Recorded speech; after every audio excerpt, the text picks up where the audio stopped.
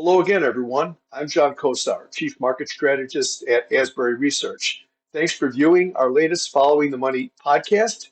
Today is Sunday, February 25th, 2024. Today, I'll be talking about what our latest data-driven market analysis and quantitative models are saying about current financial market conditions. That is when to be on offense and looking for opportunities, and when to be on defense and protecting your capital. Now, let's follow the money. In this video podcast, I'm going to take you inside of Asbury Research's Research Center to introduce you to some of our data-driven models and the latest signals that they are giving us about upcoming U.S. financial market direction. So here is the landing page at asburyresearch.com. So we're clicking here to the right, upper right here to get into the Research Center. So here's our Research Center. Here's our date, Sunday, February the 25th. And the first thing that we want to take a look at today are our tactical models. We have two of them. The first one we're going to look at is our Asbury 6. So the Asbury 6 is currently positive. You can see it right here. It's currently positive with all six of the constituent metrics indicating a strong bullish internal bias. What do we mean by that? I first built the Asbury 6 at least 5 years ago. We kept it in-house for a while, but it was my way of trying to determine what the real day-to-day health of the market is, because the day-to-day changes in the S&P 500 were making it really easy for you to get forced out of a good idea because of the up 50 points today and down 50 points tomorrow type of trading that's become more and more common over the past few years. As there's a lot more algorithmic trading going on, there's a lot more computerized trading going on.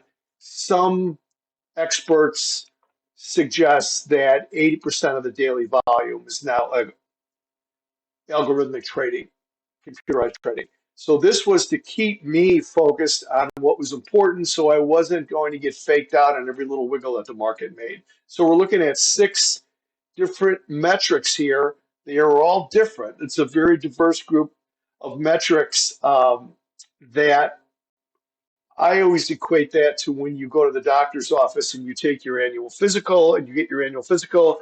So your doctor sees you come in the door. He hasn't seen you in a year. He may make note of what your health looks like it may be as you walk in the door, and then he sits you on the table and gets a better, more under the hood idea of what your condition is. That's what this is meant to do for the markets. You see, we've got the rate of change in the S&P 500, the relative performance of stocks versus high yield bonds, investor asset flows, market volatility, trading volume, and market breadth. Right now, all of those are green, all of those are positive. Four or more of these six constituents in one direction, either green or red, it indicates a directional signal. So the A6 has been positive now since February the 7th. And you can see these are the dates when all of these have turned positive. Most of them have been positive since the early to middle part of February. So just from a day-to-day indication of how strong the market is heading into next week, we're basically clicking on all cylinders. Our second model, now this is really, the A6 is meant to be an indicator rather than a model. We have ways to use it as a model. They're back tested, and you could look at those in a little more detail if you go up here to models and then follow the prompts. But our CPM, the correction protection model, which we're going to go to now, we're going to go back to the Research Center, go to the correction protection model, and you can see that this has been risk on since November 2nd. CPM is less sensitive. It moves about 5 times a year, 5 round turns a year, a little bit more than once a quarter, and it's built to keep investors in the market as long as possible. It still retains its November 2nd risk on signal, and the S&P 500 has risen by 18% since then. You could see it here on the chart. November 2nd is our last signal, and we have rolled this all the way up. So in terms of tactical The market is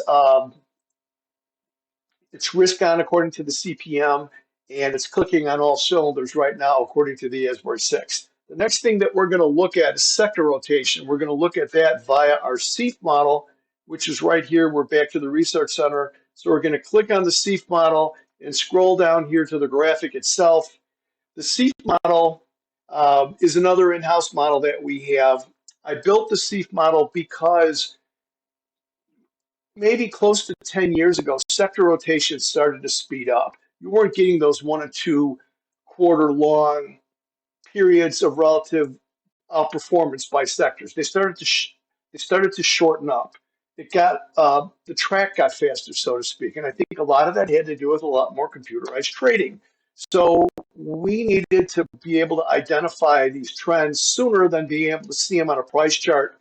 So I started to experiment with asset flows, moving around the 11 sector spiders, and we came up with a methodology that measures the velocity of money moving around those 11 sector spiders, which together are essentially the S&P 500.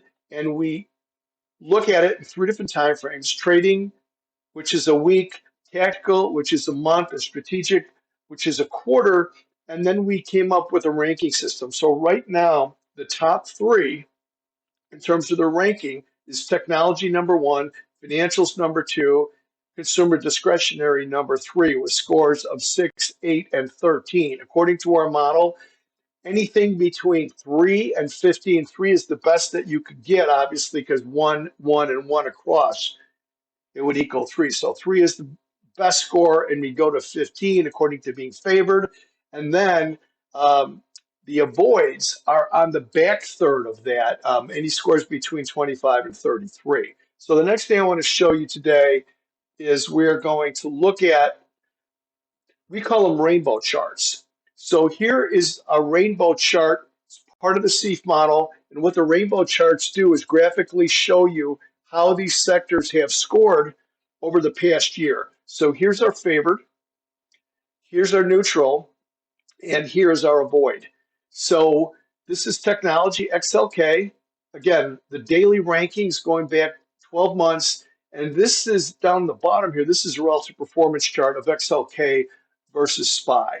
So what we can see here is that we had been really since the beginning of January, we've had a favored ranking. And during that period, we had a nice move higher here of 6%. That is relative outperformance versus SPY. That isn't outright, it's relative performance. So then what happened here is we had a spike down into avoid territory 1 week ago on February the 21st. This was actually going into earnings for NVIDIA, which, as everybody knows, that's in the market. Explosive earnings last Wednesday, but going into earnings, the market was handicapping that a little bit, and we actually moved to an avoid status just for 1 week. And then look what happened at the end of the week. We blasted right back into favorite territory. As long as we stay in favorite territory up here in green, we may get another similar instance like we did in the beginning of January when we had that extended period of favored status, and we had this check mark down here, so to speak, in relative performance, and we captured 6% of outperformance. The flip side of that is also important. If you're managing money, or even if you're just an investor, individual investor, it's important also to know what places to avoid. So if you recall, the utility sector, on the flip side, it was on an avoid status. So here we've got the same chart here going back 12 months for XLU, which is utilities, and we've got the daily relative performance of utilities during that period. So roughly on January 17th, actually precisely on January 17th, we had XLU dropped into a void status. And look what happened since then. We had 7% of relative underperformance for XLU from that period through the end of last week. So again, knowing where the money is going, knowing where the money's coming from, knowing what the CEF model is showing as favorite status, and showing what's on avoid status. It helps you to stay out of the sectors that are underperforming and stay in the sectors where the money's going. The next and the last thing that we want to look at in terms of markets is investor sentiment. This is part of some of the research that's going to be in the research center for this week, and we've actually been highlighting this for some time. So what we have here is the S&P 500 going all the way back to 2010 on a weekly basis, SPX here up top. Down on the bottom is the investors' intelligence data, which Asbury Research is one of the inputs. There's different ways that investors' intelligence shows its data. This one happens to be the percentage of bears. So the takeaway here is whenever the percentage of bears in the market are low, only 16 to 14% here. We had one in March 2011. We had one in March of 2015. Here's January 2018. Here's November of 2019, right before the COVID peak, or the peak that was going into the COVID low. We had another one in July of 2021, which is a little bit early, but it caught this last peak, and now we're there again. This is a condition. It's not a signal. We need a shift to negative in the Asbury 6 to show that the market internals have become weak enough to facilitate an overdue corrective decline, which is where we are now. And then we need a shift to risk off in the correction protection model, or CPM, which we also just looked at, to indicate that these negative market internals have become actionable. So just a couple of brief items that may be of interest to you. Let's just go back here, and here we go. I want to get back to asburyresearch.com right here. So first of all, if you like our data-driven approach to investing, but don't like to interpret the research yourself or figure out how to build a portfolio off of those signals, Asbury Research is now able to trade our models, our CPM model and our CEF model, for you via a managed account. Contact us via the contact tab, which is right here at asburyresearch.com, and type money management in the text box to request further information about this new Asbury Research service. Finally, you are invited to join me at the Online Traders Conference from February 26th, which is Monday, tomorrow, through March the 2nd. It's sponsored by Metastock and the Chartered Market Technicians Association, or the CMT Association. I'm a CMT, and I've been involved in this in the association for close to 30 years now. The conference is free. It's going to include more than 47 professionals and over 40 hours worth of tips and strategies for active traders.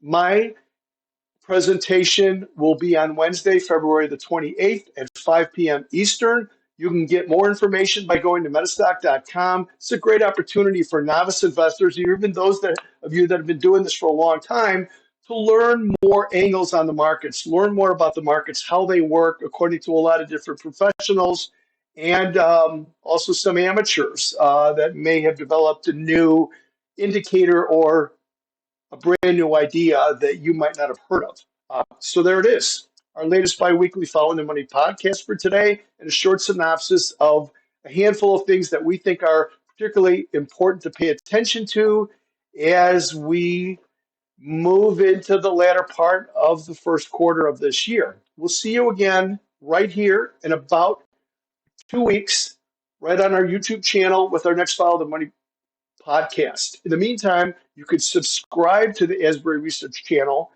on YouTube for more podcasts and other videos. We put other videos, snippets of videos that we provide for our subscription people, paid subscription people. There's a lot of information there for you to learn about markets and to learn about Asbury Research approach, data-driven approach to trading the financial markets. So have a great March, and we'll see you again right here in a couple of weeks.